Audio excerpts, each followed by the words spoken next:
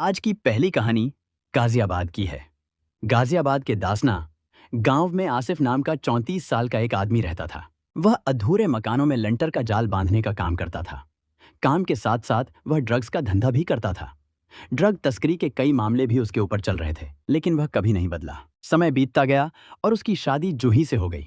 दोनों ने अपना घर परिवार बसाया, लेकिन शादी के बाद भी आसिफ ने अपना गलत काम बंद नहीं किया। वह पहले जैसे ही कामों में लगा रहा। जूही मजबूरी में आसिफ के साथ रह रही थी। धीरे धीरे उनके 3 बच्चे हो गए। इतने बड़े परिवार के बाद भी आसिफ अपने गलत धंधों से बाहर नहीं आया। उसकी इस आदत से जूही हमेशा दुखी और गुस्से में रहती थी, लेकिन बच्चों और टूटते हुए घर के लिए वह चुपचाप सब सहती थी। जूही अपनी बेटियों के साथ उस्मान नगर वाले घर में रहती थी, जबकि आसिफ उसी तरह अपराध की दुनिया में फंसा हुआ था। आसिफ अपने गलत धंधों और उनसे होने वाली भारी कमाई पर खूब मौज कर रहा था। इसी बीच उसकी जिंदगी में प्राची नाम की लड़की आ गई। प्राची मुरादनगर की रहने वाली थी। उसकी पहली शादी 2017 में हापुड़ के दीपक से हुई। दीपक एक बहुत ही सीधा और शांत आदमी था। उसके पास ज्यादा पैसे नहीं थे, लेकिन वह हमेशा यही कहता था, जितना है उसी में खुश रहो। उसकी कमाई ठीक ठाक थी और उसी से घर परिवार अच्छी तरह चल रहा था। लेकिन प्राची को आराम और ऐश की जिंदगी चाहिए थी।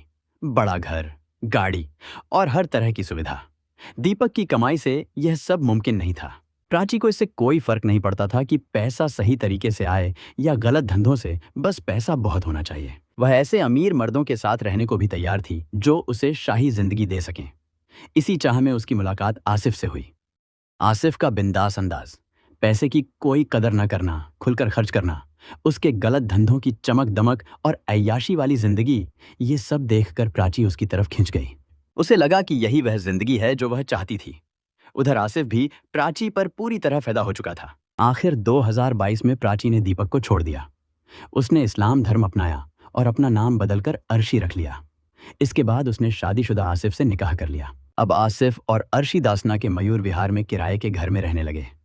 उनकी एक 3 साल की बेटी भी है। आसिफ के गलत धंधों से आने वाले पैसों पर अर्शी मजे की आराम वाली जिंदगी जी रही थी। इसी बीच 7 अक्टूबर की शाम करीब 8 बजे आसिफ स्कूटी से अपने घर लौट रहा था।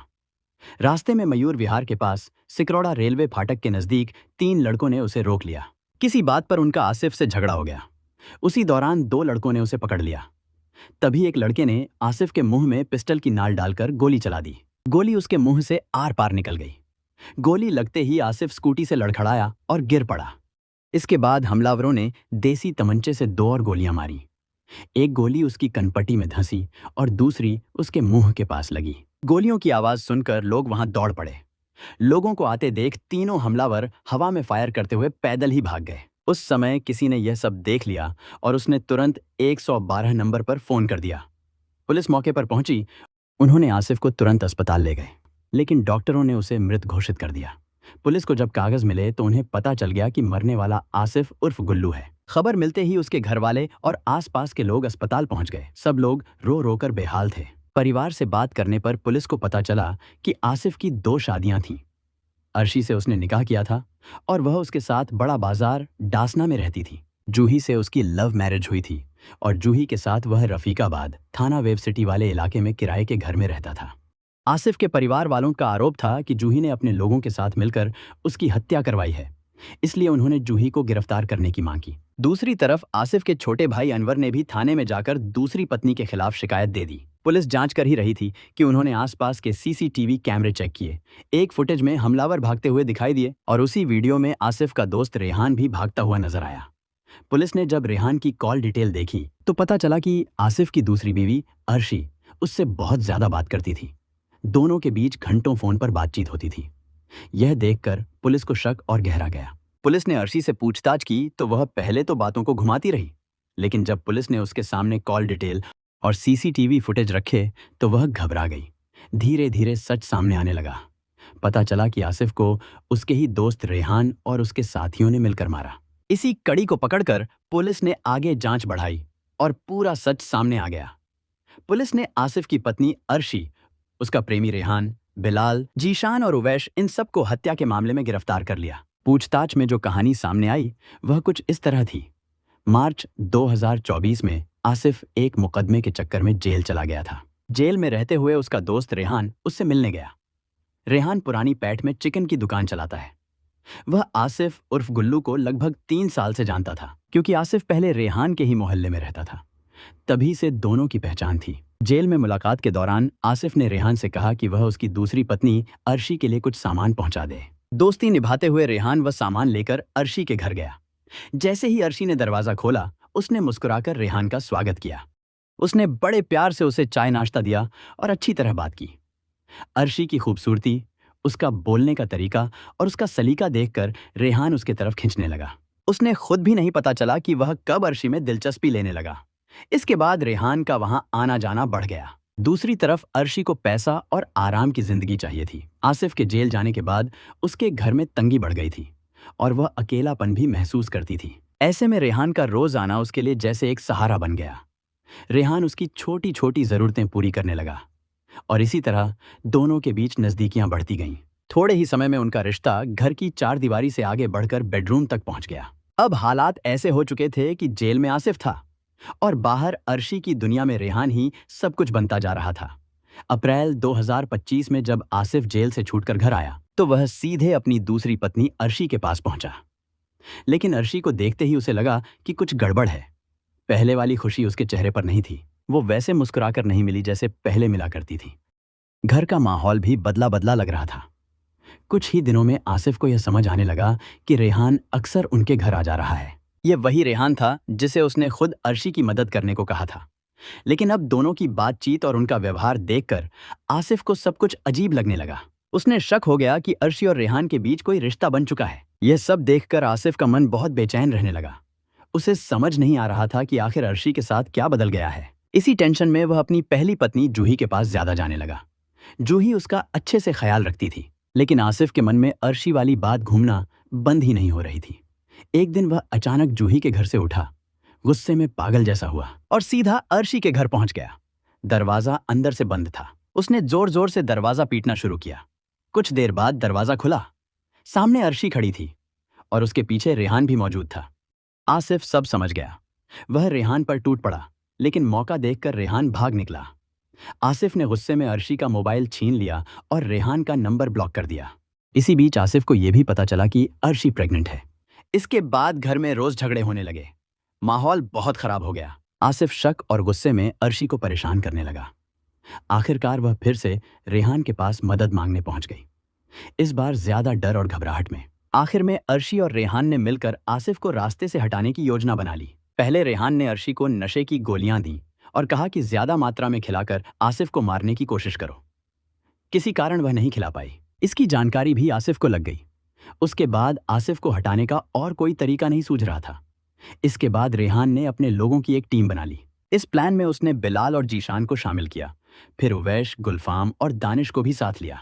बिलाल को खास काम दिया गया, आसिफ की हर हरकत पर नजर रखना। करीब 20 दिनों तक यह पूरा प्लान धीरे धीरे तैयार किया गया। 7 अक्टूबर की रात सब कुछ तय मुताबिक किया गया।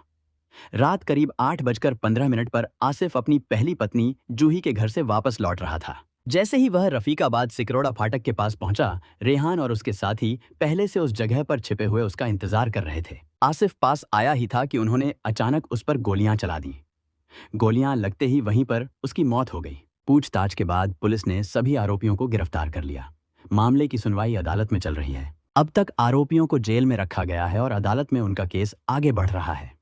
और आज की दूसरी कहानी उत्तर प्रदेश के बाराबंकी की है।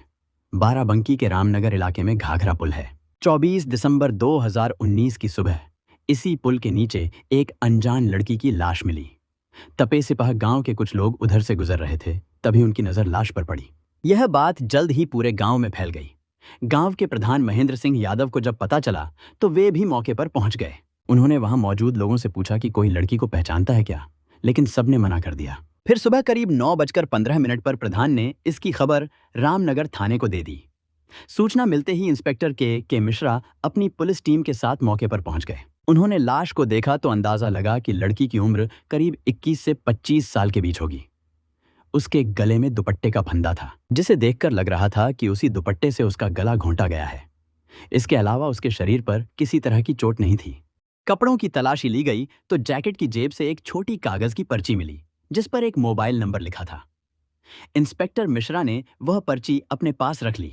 वहां मौजूद किसी भी व्यक्ति ने लड़की को नहीं पहचाना, इसलिए पुलिस ने मौके की सारी कार्रवाई पूरी की और लाश को पोस्टमार्टम के लिए मोर्चरी भेज दिया। इसके बाद प्रधान महेंद्र सिंह की तरफ से पुलिस ने अज्ञात व्यक्ति के खिलाफ हत्या का मामला दर्ज कर लिया। इंस्पेक्टर के मिश्रा ने मृतका की जैकेट से मिली पर्ची पर लिखा नंबर मिलाया। कॉल किसी आयशा नाम की लड़की ने उठाई, लेकिन जैसे ही इंस्पेक्टर मिश्रा ने अपना परिचय दिया, आयशा ने तुरंत फोन काट दिया और मोबाइल ऑफ कर लिया। इंस्पेक्टर ने कई बार नंबर मिलाया, लेकिन आयशा ने कॉल नहीं उठाई। तब उन्होंने उस नंबर की कॉल डिटेल्स निकलवाई। कॉल डिटेल्स से पता चला कि यह नंबर उत्तर प्रदेश के गोंडा जिले के थाना कौड़िया के आर्यनगर में रहने वाली शिल्पी द्विवेदी के नाम पर रजिस्टर्ड है। इंस्पेक्टर मिश्रा ने अपनी पुलिस टीम को उस पते पर भेजा। वहां ओम प्रकाश द्विवेदी मिले। उन्हें लाश के बारे में बताया गया, लेकिन उन्होंने लाश की पहचान करने से मना कर दिया।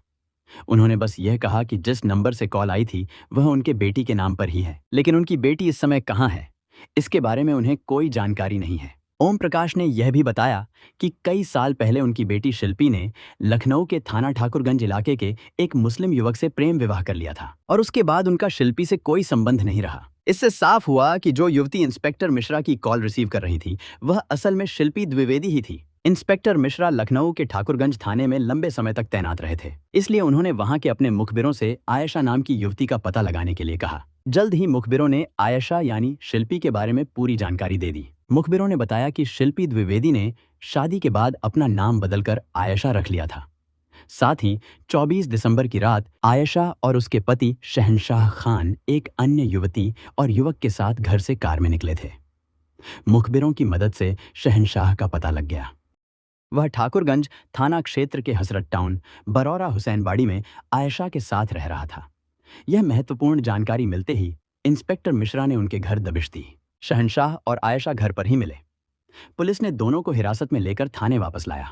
थाने में जब उन्हें घाघरा पुल के नीचे मिली युवती की लाश की तस्वीरें दिखाई गईं, तो उनके चेहरे का रंग उड़ गया। इंस्पेक्टर मिश्रा समझ गए कि ये दोनों मृतका के बारे में कुछ जानते हैं, इसलिए उन्होंने शहनशाह और आयशा से कड़ी पूछताछ की। दोनों ने आखिरकार स्वीकार कर लिया कि लाश वाली फोटो आलिया की है और उन्होंने ही योजनाबद्ध तरीके से उसकी हत्या की थी। पुलिस ने उनसे पूछा कि आलिया कौन थी और उन्होंने उसे क्यों मारा।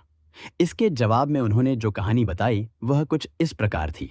ओम प्रकाश द्विवेदी का परिवार उत्तर प्रदेश के गोंडा जिले के कौड़िया थाना क्षेत्र के आर्यनगर गांव का रहने वाला था। उनके परिवार में पत्नी शकुंतला, एक बेटी शिल्पी और एक बेटा शिवम था। ओम प्रकाश के पास खेती के लिए कुछ उपजाऊ जमीन थी, जिससे वह अपने परिवार का खर्च चला रहे थे। शिल्पी पढ़ाई में काफी तेज थी और खूबसूरती में भी आगे थी। उसने अपनी मेहनत और लगन से एमए तक की पढ़ाई पूरी की। छोटे से गांव में रहने के बावजूद शिल्पी का हौसला बहुत बड़ा था और वह जो चाहती थी उसे पूरा भी कर रही थी। शिल्पी ने सिपाही की भर्ती में भाग लिया और सेलेक्ट भी हो गई। उसने ट्रेनिंग भी पूरी की, लेकिन अचानक उसके दिमाग में यह ख्याल आया कि सिपाही की नौकरी करने का विचार उसे अब मंजूर नहीं। इसके बाद वह लखनऊ आ गई और वहां किसी मेडिकल कॉलेज से जीएनएम डिप्लोमा कोर्स करने लगी। रहने के लिए उसने लखनऊ के ठाकुरगंज थाना क्षेत्र बालागंज हसरत टाउन बरौरा हुसैनबाड़ी में एक कमरा किराए पर लिया। डिप्लोमा पूरा करने के बाद नौकरी की कोशिश की और उसे लखनऊ के प्रसिद्ध चरक हॉस्पिटल में नौकरी मिल गई। इसी अस्पताल में शहनशाह खान नाम का एक व्यक्ति आता जाता था। उसने शिल्पी को कई बार देखा और उसका चेहरा उसे पहचानने जैसा लगा। जब उसने ध्यान से याद किया तो उसे याद आया कि यह लड़की उसे कई बार अपने मोहल्ले के आसपास भी दिखी थी। उसका नाम तो नहीं पता था, लेकिन चेहरा वह पहचान सकता था। शहनशाह खान के पिता करीम खान का निधन हो चुका था। उनके कुछ समय बाद ही उनकी मां की भी मौत हो गई। शहनशाह का सिर्फ एक भाई था जो उससे अलग रहता था। शहनशाह प्रॉपर्टी डीलिंग का काम करता था, जिसके चलते वह अक्सर इधर उधर जाता रहता था। कभी कभी वह चरक हॉस्पिटल भी किसी से मिलने के लिए आता जाता था। जब शहनशाह को याद आया कि शिल्पी उसके मोहल्ले में ही रहती है, तो उसने उससे परिचय बढ़ाने का मन बनाया और शिल्पी के पास गया। उस समय शिल्पी किसी काम में व्यस्त थी। शिल्पी ने सिर उठाकर शहनशाह की तरफ देखा और पूछा कि कैसे मदद कर सकती है। शहनशाह मुस्कुराया और खुद के बारे में बताया। उसने कहा कि वह प्रॉपर्टी का काम करता है और बालागंज हसरत टाउन बरौरा हुसैनबाड़ी में रहता है। हॉस्पिटल आते जाते उसने शिल्पी को कई बार देखा था और चेहरा उसे जान पहचान वाला लगा। शिल्पी ने बताया कि हाँ, वही किराए का कमरा है, इसलिए शहनशाह ने उसे देखा होगा। फिर उसने शिल्पी से कहा कि शाम को ड्यूटी खत्म होने के बाद घर आए, वह खुद उसके लिए कॉफी बनाएगा। शिल्पी ने हंसी मजाक में थोड़ी देर सोचा और फिर मान गई। इसके बाद शहंशाह वहां से चला गया। शिल्पी ड्यूटी खत्म करके अपने कमरे में तैयार हुई और शहंशाह के घर चली गई। शहंशाह ने उसे आराम से बैठाया और खुद कॉफी बनाकर दी। शिल्पी ने कॉफी की तारीफ की और दोनों देर तक बातें करते रहे। इस बीच उन्होंने एक दूसरे के बारे में काफी कुछ जाना और फोन नंबर भी शेयर किए। जब शिल्पी जाने लगी तो शहंशाह उसे कमरे तक छोड़कर गया। इसके बाद दोनों का रोज मिलना जुलना होने लगा। दोनों ने एक दूसरे के सामने अपने प्यार का इजहार कर दिया। जल्दी ही उनके बीच की दूरियां खत्म हो गईं। दोनों साथ में जिंदगी बिताने की सोचकर आगे बढ़ने लगे। शिल्पी जानती थी कि उसके पिता इस रिश्ते के लिए कभी तैयार नहीं होंगे, फिर भी उसने अपने तरीके से उन्हें पूरी बात बताई।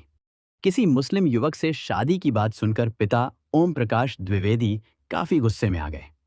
उन्होंने शिल्पी को चेतावनी दी कि अगर उसने मुस्लिम युवक से शादी की तो उनका रिश्ता हमेशा के लिए खत्म हो जाएगा। लेकिन शिल्पी ने परिवार की बजाय अपने प्यार को चुना। उसने अपने पिता और परिवार की चिंता एक बार भी नहीं की। 2013 में शिल्पी ने परिवार को नजरअंदाज करते हुए शहंशाह खान से शादी कर ली और अपना नाम बदलकर आयशा रख लिया। कुछ समय बाद आयशा ने एक बेटी को जन्म दिया जिसका नाम अनम रखा। यह बात लगभग 4 साल पहले की है। इसी दौरान शहंशाह की मुलाकात एक अन्य युवती आलिया से हुई। आलिया बरेली के प्रेमनगर थाना क्षेत्र के कोहाड़ा पीर इलाके में रहने वाले अकबर अली की बेटी थी। अकबर अली के परिवार में पत्नी सलमा और 2 बेटियां शीबा और आलिया थीं। अकबर अली प्राइवेट जॉब करते थे। शीबा की शादी उन्होंने समय रहते महमूद हुसैन से कर दी। आलिया ने हाई स्कूल पास करने के बाद पढ़ाई छोड़ दी थी। वह दिखने में काफी खूबसूरत थी और उसके लिए रिश्ते आने लगे। इस पर अकबर अली को लखनऊ के ठाकुरगंज थाना क्षेत्र के अकबरी गेट मोहल्ले में रहने वाले शमशेद अंसारी का रिश्ता पसंद आया। उन्होंने जल्दी ही यह रिश्ता पक्का किया और आलिया की शादी शमशेद अंसारी से कर दी। शमशेद दुबई में रहता था। शादी के कुछ समय बाद ही वह वहां चला गया। आलिया को ससुराल में रहकर भी अक्सर अकेलापन महसूस होता था क्योंकि उसका पति दूर था। जब भी दोनों की बात होती, आलिया दुबई में उसके साथ रहने की इच्छा जताती, लेकिन शमशेद हमेशा कोई न कोई बहाना बनाकर उसे टाल देता। बार बार मांगने पर भी जब शमशेद नहीं माना तो आलिया का पति और ससुराल वालों से झगड़ा बढ़ने लगा। शादी के बाद भी आलिया को ऐसे अकेलेपन भरे जीवन को जीना पड़ रहा था जैसे वह अनब्याही लड़की हो। एक दिन आलिया अपने एक परिचित के घर गई थी। वहीं शहंशाह भी आया हुआ था। उस परिचित ने आलिया और शहंशाह का परिचय कराया। 22 साल की आलिया की खूबसूरती 41 साल के शहंशाह को बहुत भा गई। शहंशाह ने खुद के बारे में बताया और आलिया उसके नेचर और कमाई को देखकर थोड़ी हैरान रह गई। उसने शहंशाह को बताया कि शादी के बावजूद उसे अकेला रहना पड़ता है। ये सुनकर शहंशाह खुश हो गया।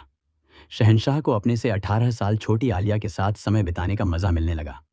इसमें वह काफी माहिर था। उस मुलाकात के बाद दोनों अक्सर मिलने लगे। शहंशाह उस पर खूब खर्च करने लगा और आलिया भी उसकी इस जरूरतमंद हरकत से खुश होने लगी। आलिया ने अपने पति को छोड़कर शहंशाह के साथ रहने का सपना देखने लगी। उसे पता था कि शहंशाह शादीशुदा है और उसकी एक बेटी भी है, लेकिन फिर भी वह उसके साथ रहने को तैयार थी। शहंशाह भी उसे चाहता था, लेकिन उसने पहले ही ठान लिया था कि किसी भी हाल में शादी नहीं करेगा। धीरे धीरे दोनों का प्यार इतना बढ़ गया कि उनका शारीरिक रिश्ता भी शुरू हो गया और यह सिलसिला लगातार चलता रहा। आलिया अपनी ससुराल हमेशा के लिए छोड़कर चली आई। शहंशाह ने उसे अपने घर से थोड़ी दूर किराए पर एक कमरा दिला दिया और आलिया वहीं रहने लगी। शहंशाह अक्सर उससे मिलने आता रहता था। आलिया शहंशाह से शादी करने के लिए कहती, लेकिन शहंशाह हमेशा टालमटोल करता। वह कहता कि उसने दिल से उसे अपना लिया है और पत्नी की तरह अपने पास रखा है, तो शादी की क्या जरूरत। आलिया समझ गई कि शहंशाह उसे शादी करने से बच रहा है। बिना शादी के वह उसे बस अपनी तरह रखैल की तरह रखना चाहता था। ऐसे में आलिया शहंशाह की संपत्ति में कोई हिस्सा नहीं मांग सकती थी और उसका उस पर कोई अधिकार नहीं था। उसका हक केवल शहंशाह की असली पत्नी आयशा पर ही था। जब शहंशाह ने इस मामले में कोई कदम नहीं उठाया तो आलिया ने खुद अपना हक पाने का ठान लिया। वह शहंशाह के घर भी जाने लगी और धीरे धीरे आयशा से दोस्ती भी कर ली। काफी समय तक आयशा को आलिया और शहंशाह के संबंधों के बारे में पता नहीं चला।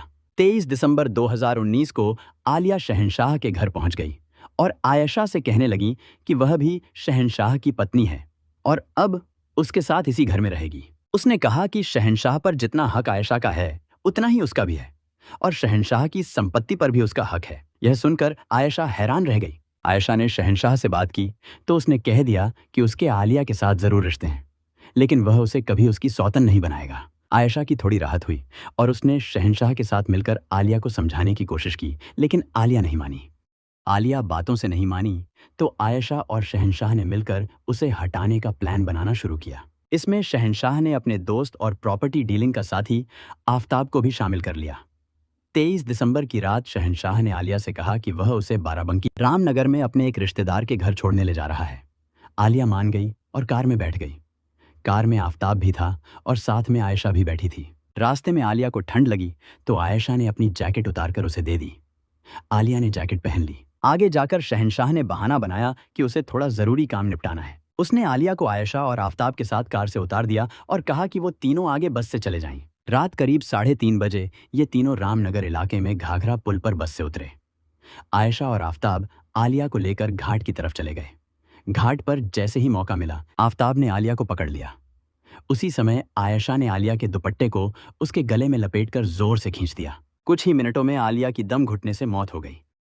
शव को पुल से नीचे फेंककर आयशा और आफताब वापस लखनऊ लौट आए जैसे कुछ हुआ ही न हो। आयशा कुछ दिन पहले एक दुकान से अपनी आईडी पर नया सिम कार्ड ले आई थी। नंबर याद न रहे इसलिए दुकानदार से कहकर उसने एक छोटी सी पर्ची पर अपना मोबाइल नंबर लिखवा लिया था और वो पर्ची अपनी जैकेट की जेब में रख ली थी। घटना वाली रात आयशा वही जैकेट पहने थी। जब रास्ते में आलिया को ठंड लगी तो आयशा ने बिना सोचे विचारे वही जैकेट उसे दे दी। उस वक्त उसे याद ही नहीं रहा कि जैकेट की जेब में उसका फोन नंबर वाली पर्ची पड़ी है। जब पुलिस को घाघरा पुल के पास आलिया की लाश मिली और जांच शुरू हुई तो जैकेट की जेब से वह पर्ची निकल आई। उसी पर लिखे फोन नंबर से पुलिस सीधा आयशा तक पहुंची और पूरा मामला खुलने लगा। पूछताछ के बाद इंस्पेक्टर के मिश्रा ने केस में धारा 120 साजिश भी जोड़ दी। सारे कागज पूरे करने के बाद आयशा और शहंशाह को सीजेएम कोर्ट में पेश किया गया, जहां से उन्हें जेल भेज दिया गया। एक युवा लड़की जो प्यार और अपने अधिकार की तलाश में भटक गई थी, अंत में अपनी जान से हाथ धो बैठी। दूसरी ओर आयशा की जिंदगी भी बर्बाद हो चुकी थी। जिस प्यार के लिए उसने अपना घर छोड़ा, धर्म बदला, परिवार से नाता तोड़ा, उसी प्यार ने उसे अपराध के रास्ते पर धकेल दिया। अब उसकी छोटी बेटी अनम बिना माँ बाप के भविष्य की ओर देख रही थी और शहंशाह की असलियत भी सबके सामने आ चुकी थी। शहंशाह ने दो महिलाओं का जीवन बर्बाद कर दिया। एक को झूठे प्यार में रखैल बनाकर, दूसरी को जलन और शक के कारण अपराधी बनाकर। इस पूरी घटना में न सिर्फ 3 परिवार उजड़ गए, बल्कि यह भी साबित हुआ कि झूठ, लालच और लालसा इंसान को कितनी खाई में गिरा सकते हैं। साजिश कितनी भी गहरी क्यों न हो, सबूत, जांच और सच हमेशा अपराधी तक पहुंच ही जाते हैं। हमारा उद्देश्य यह है कि लोग इन घटनाओं से सीखें और गलत रास्तों पर चलने से बचें। यह कहानी एक अहम चेतावनी है जो हमें बताती है कि जीवन में सही फैसले लेना कितना जरूरी है। हमें मिलकर एक बेहतर समाज बनाने की कोशिश करनी चाहिए जहां प्यार और ईमानदारी की अहमियत हो। ऐसी सच्ची घटनाओं और उनसे मिले संदेशों के साथ मैं फिर लौट कर आऊंगा। तब तक के लिए सुरक्षित रहें, सतर्क रहें और याद रखें कि हर कदम सोच समझकर उठाएं।